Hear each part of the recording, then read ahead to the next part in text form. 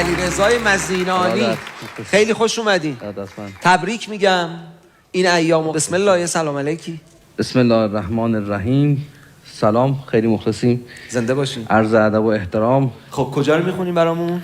انشالله سوره انسان آیات 5 تا 9 تلاوت. بسم الله. بسم الله. اعوذ بالله من الشیطان الرجیم. کافورا. الله اکبر. اللهم ارزقنا یا رب. الله اکبر. ماشاءالله علیه. عینا یشرب بها عباد الله یفجرونها تفجیرا.